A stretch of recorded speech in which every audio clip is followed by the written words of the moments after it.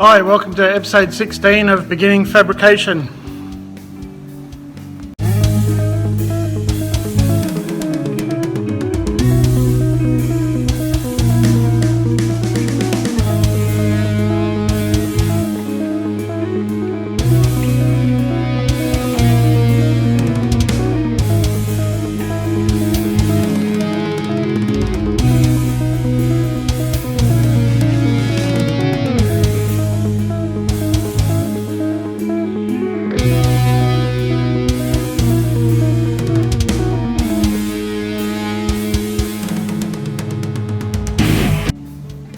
Hello, going for a full homeless look today. Just got a couple of little simple little things that I'm going to run through. One of them is shortening bolts just with the grinder. If you've got a nut and a bolt and you need to cut, I don't know, 10 mil off that, for example, just put the nut on first, and then when you do cut your bolt, or when I cut a bolt, I use pliers that have got that gap in them, and that's where I put the bolt, because if you use long nose pliers or something that doesn't have that kind of grip, it's going to wobble around in the pliers, whereas in that recessed part it just gets a better handle on it. And also, if I can, it's not always the case, but I line up where I want to cut with the edge of the pliers, so I can just use the pliers as a guide. So I'll just cut this bolt, and I'll show you what I do next. I'll move this down so you don't have to look at my horrible head. I don't know what I was going to say then, but it's probably rude. Alright, so again I'm just going to use the pliers as my guide, cut through.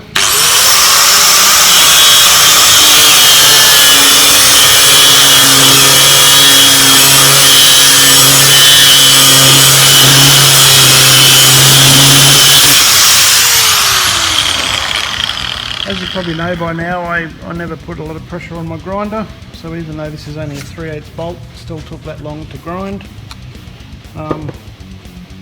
So because the nut's on there, I can now just spin that nut off, and the nut itself will clean up the thread enough to be able to undo it, as you can see. I like to go one step further, because you won't always be using a nut and a bolt. Sometimes you just need to cut a bolt to screw into something that already has a thread. So what I do with the end, see how it's kind of mangy looking, a bit like me. I'm just going to taper the ends with the cutting disc.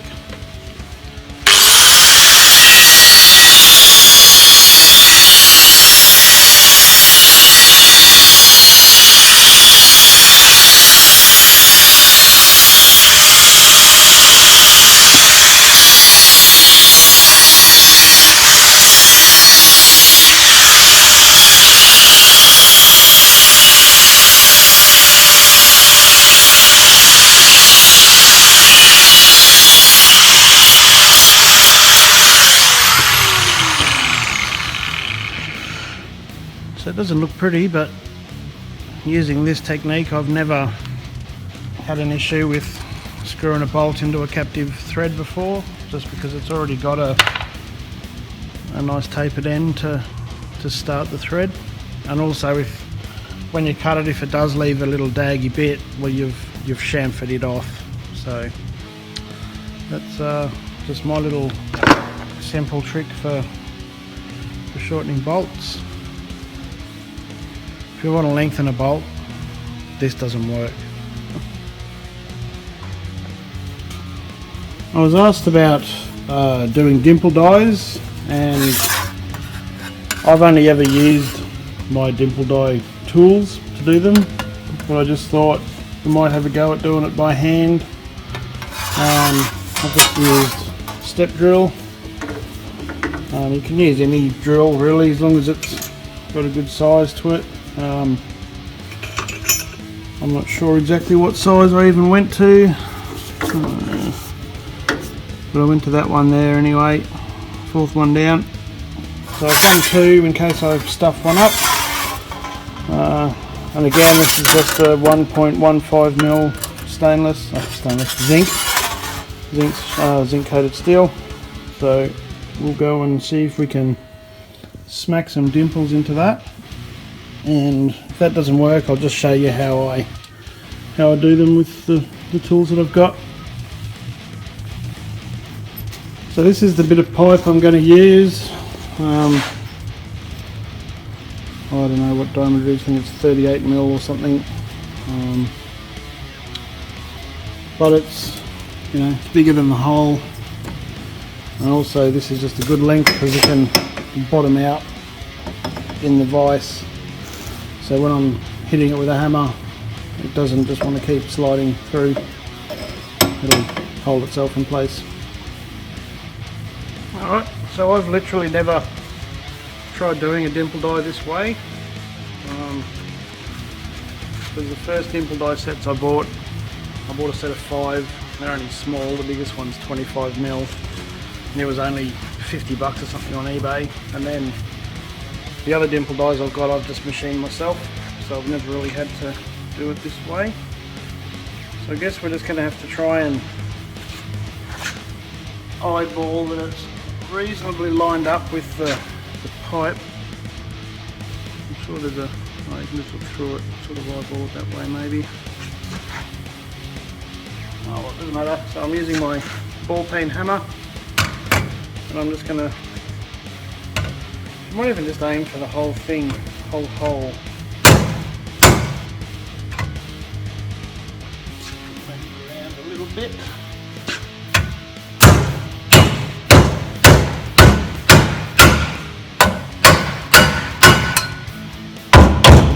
And my pipe moved.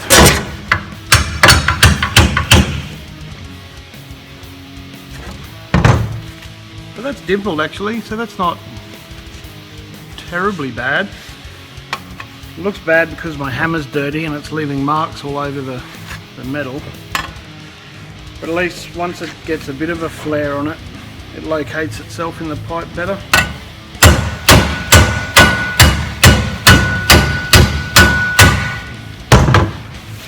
Okay, so apart from being dirty, you can see better on the back. It's not a half bad dimple die. So we'll do this other one. Line it up a bit. Just give it a really hard smack to begin with.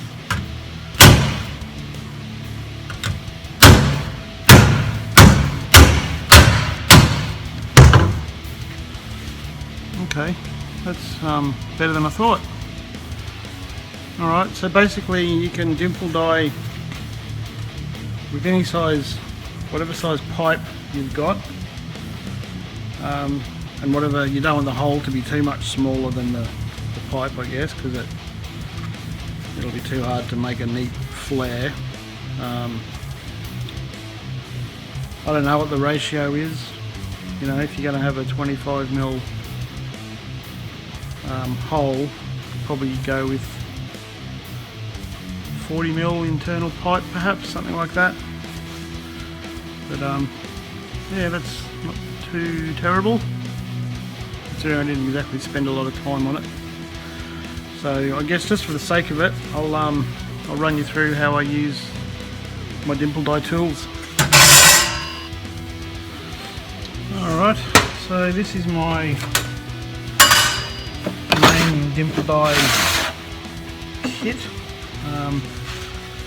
This is just a hydraulic hole punch that I got from Trade Tools.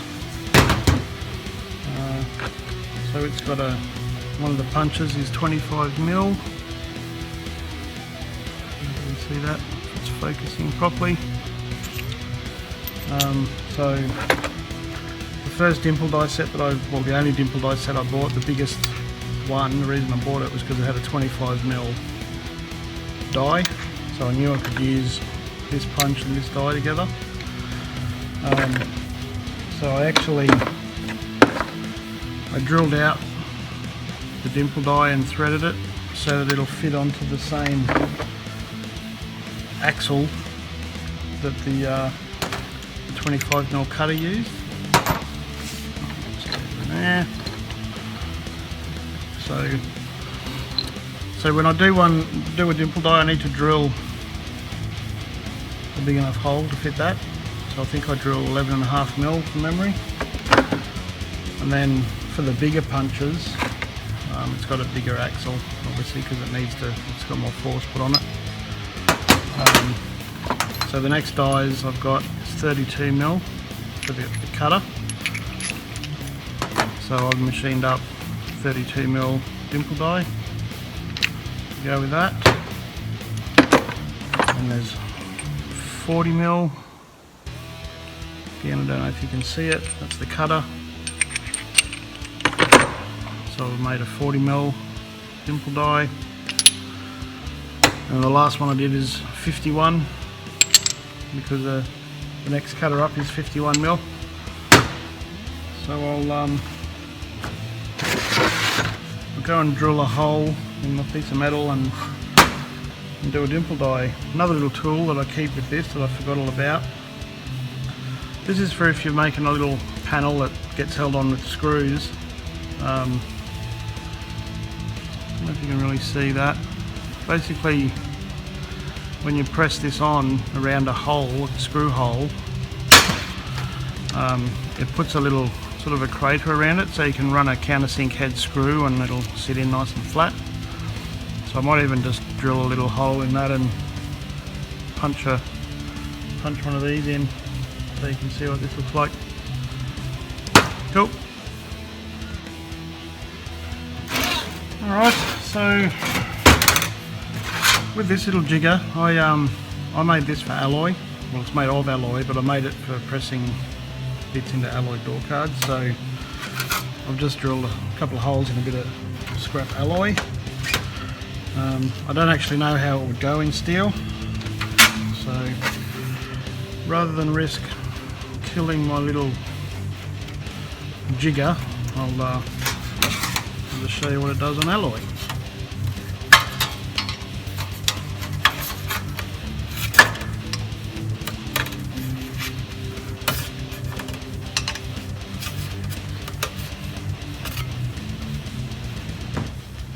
Exciting viewing, I'm sure.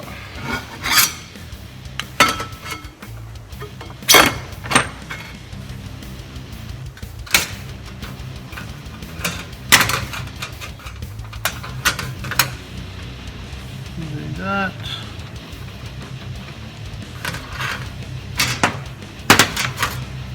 And there's your little thing, so you can put like a countersink style screw in there, and it just sits in nice and flat.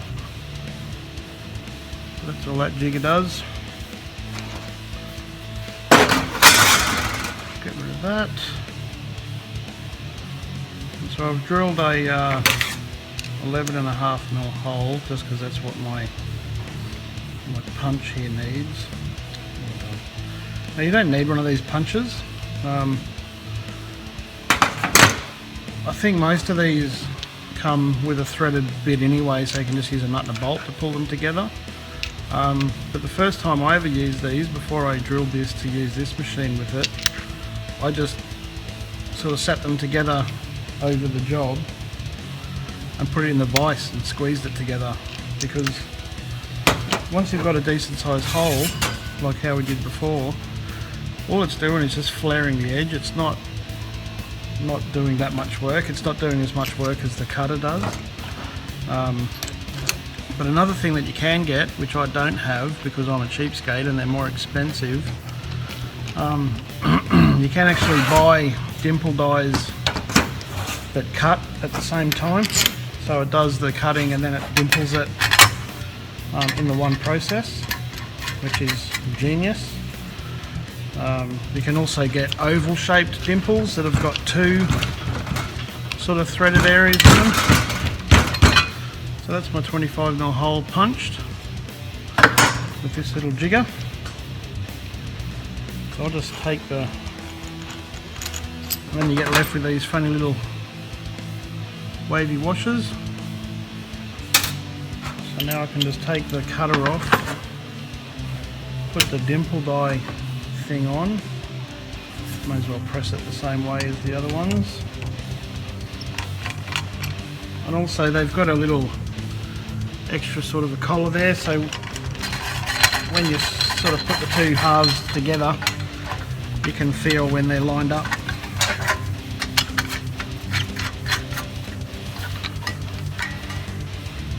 See that they're lined up all right.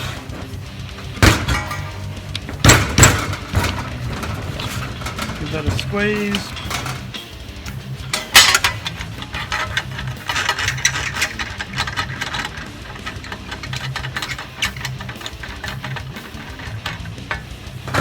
And there's a dimple die. So, admittedly, it's neater than the ones that I just belted in with a hammer, but if you don't have the gear to do it, but you have got a vise and a pipe and a ball peen hammer, you can still do enough. And it's amazing how much strength these things add to a panel, even though you're putting big holes in it, which should weaken it, you'd think, but that flat edge is a really good swage, and it adds a lot of rigidity to the piece. That's why you see roll cage panels and stuff that are like on the A-pillar that have got dimple dies in them, so they're nice and light, but they're also really strong. So I hope that was kind of useful. This is a job I did this week.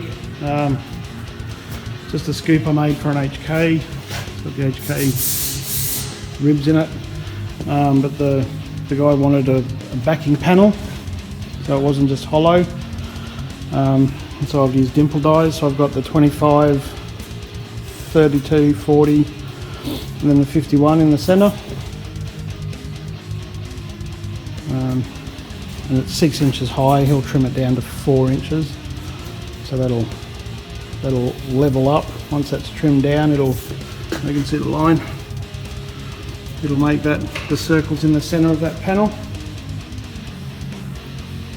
I know dimple dies are a fairly specific specialty kind of a tool, I suppose, but I was asked to show me doing some, so the whole point of these videos was to show what you guys wanted to see. So I'm hoping that this little demo has been useful for anyone that might have been wondering about dimple dies. Their main purpose is to strengthen up a panel and lighten it at the same time. I just think they look cool as well, so you know, for me they're a double purpose thing. So this is one of the old steel door cards that I had in the Motrana years ago, and these dimples, these are the ones that I just did in the vise, because I hadn't drilled and tapped the dies yet, and they turned out fine. And because, like I was saying, because it's such a big hole and it's just flaring that little edge, it doesn't really need that much pressure on it to do the flaring, which is why the dimple die sets that I've made are just made out of alloy, and even though I use them on steel, they put the dimple in perfectly. So excuse how messy it is inside, but this is the door cards I've got in the ute now. So that's a separate panel that I've dimple dyed and riveted over the top. Dimple dies in the floor. The console's got dimple dies in it. Even the top of it, it's got dimples. The back's got dimple dies in it. So yeah, it's a fun tool to play with.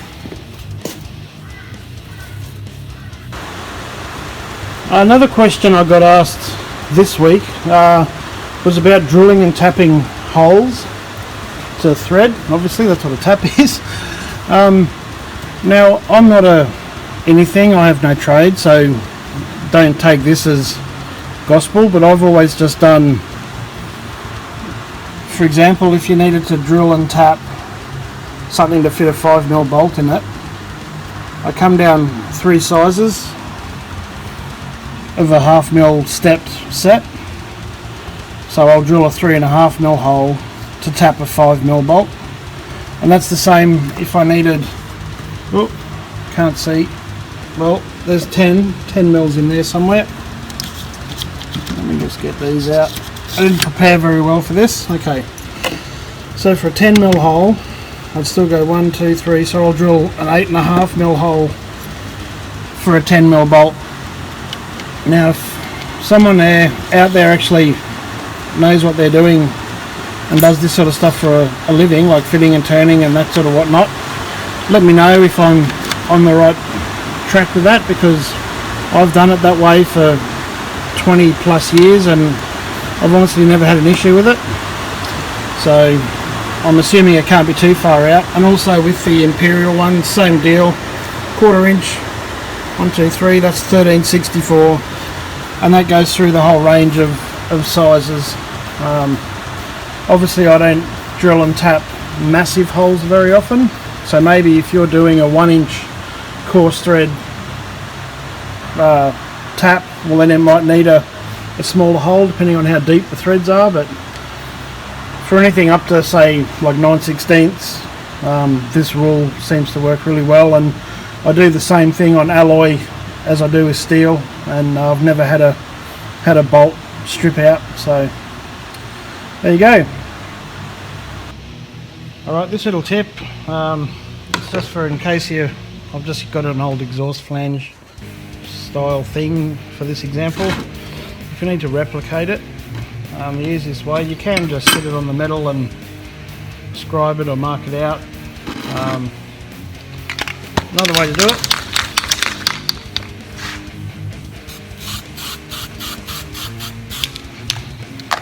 just do that and then let it dry, because if you try and pick it up now you're just going to smudge all of your lines. So we'll be back in a minute. Okay, actually I just thought of a way. While this is still wet, you can see it's still shiny. We'll just flip it off and there's your pattern. So you just keep cutting and drilling or do whatever you got to do until there's none of that black paint left, and then you'll have one of these. My last super exciting tip in this little bit is I've got to drill these out. These are bits that have made, so 2 of these will get welded onto the inside of a chassis, and then these 2 will be the ends of a removable tubular gearbox crossmember. So obviously the outer 2 need to be drilled and tapped so that they can have bolts going through, and these ones just need to be drilled, and they all need to line up. So instead of marking each one separately and then drilling them separately, I line them all up and usually get a vice grip, something like this, clamp them together and then just tack them all together as one big block. So I might go and tack them together and come back. Alright, so I've just tacked these together. I just use the TIG, just because they're nice small little welds. Just done one little one on each our side. It's a bit warm, strangely. So now they're just a solid chunk of metal held together by some tiny little welds, because you don't want to weld them too much obviously, and you can just use a MIG to weld them. Now for marking out the corners, I don't want to spend ages getting them all perfect and measuring and whatnot, because I'm lazy. So I've just got this washer that fits the radius of the corner pretty well. So now I just need to eyeball the center of that washer rather than trying to eyeball in the middle of the whole bracket basically.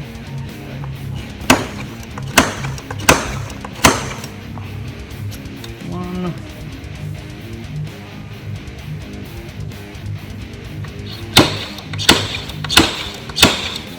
I love these things. If you need to do a really deep punch, I'd recommend using just a punch and a hammer. But for just basic stuff where you're just drilling a hole, these are excellent.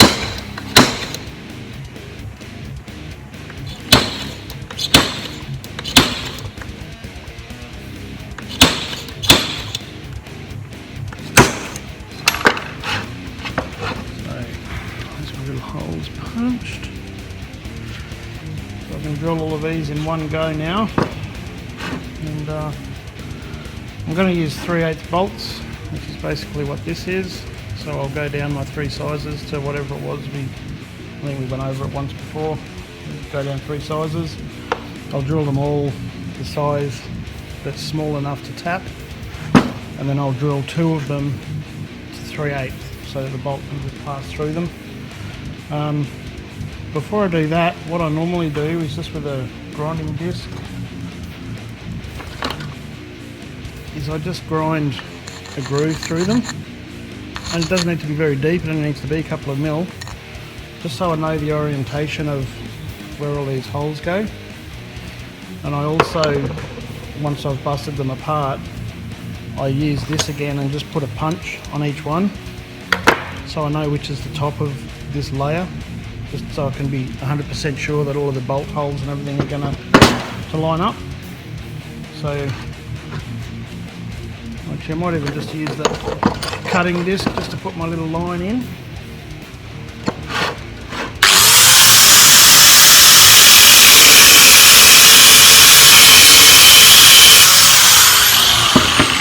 So that's literally all it needs to be, just so I know which is the bottom of this triangle when it comes time to welding them into the car and into the crossmember.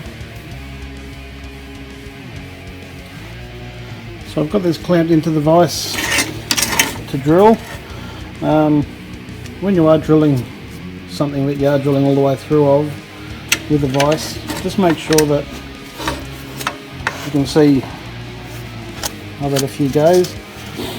Just try and make sure that you've got it either set up in the centre or off to the side, so you're not drilling into the vise itself.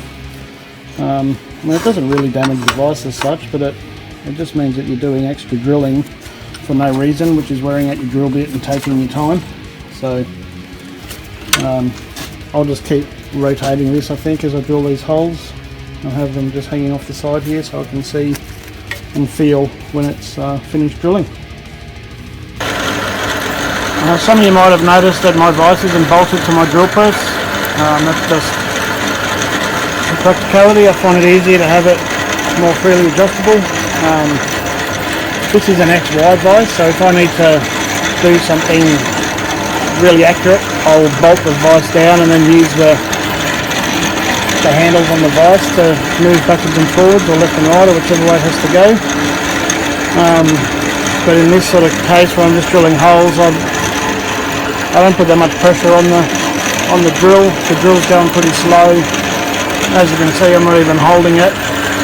I always have it so that if it does catch and it snaps around, this handle of the vise, the bit that undoes the jaws, will just hit the drill press, so it won't actually go flying anywhere.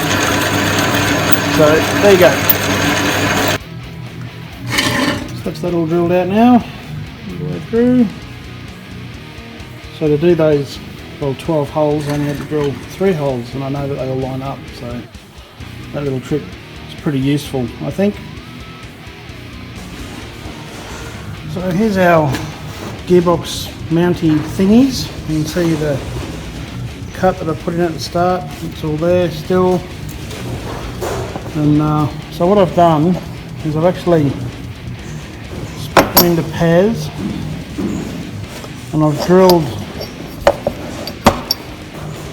one of them has got the 3/8 hole, and that one's the 21, whatever it was, 64, I don't know, I can't remember what it was now, but the 3 steps down from that. And then I've stamped 2 dots on each of these, so I know that they face each other. So this will get welded to the chassis, even though it won't stand up. and then this will be the cross member. So the 3/8 bolts can pass through that and then thread into the flange with the smaller hole in it. So those two dots line up, and then I've done the same with this. So they've just got the one dot on each one. Now if this was the end of the job, I could tap these. I'll show you why I haven't. So this has got the smaller hole. It's for this truck here, a 56 F100. So I'll just show you. The whole chassis is going to get boxed. For now I've just got boxing at the front. So under the truck, this is going to get welded onto the boxing around the outside and inside that hole, and then I'll drill through the boxing with this same size drill bit, and then I'll thread it. So I'll actually be threading through this plate and then through the 3mm boxing as well, so it'll give it whatever that measurement from there to the inside of that boxing is. That's how much thread it will have, so it'll just be a bit stronger. So that's why I'm not threading these yet, but the actual threading of them isn't really the point of this little display. It was more to do with if you do have to make brackets that line up with each other, but of the same shape, I always just tack them together and drill them as one. Also, another thing you can do if you are making a funny shaped bracket, you can sort of rough cut whatever shape, you know, let's say you need something to be round and it's quicker just to chop them all up into this shape, sit them on top of each other and still weld them together, then drill your holes, even if it's just a pilot hole or whatever through, and bolt them together, and then you can grind all the edges up together and they'll all end up being the same shape, if that makes sense. So that's about it for this little bit, so see you later. Well, that's it for episode 16. Hope it was useful. If it wasn't, I'm not sorry. Alright, thanks for watching. Cheers. Bye.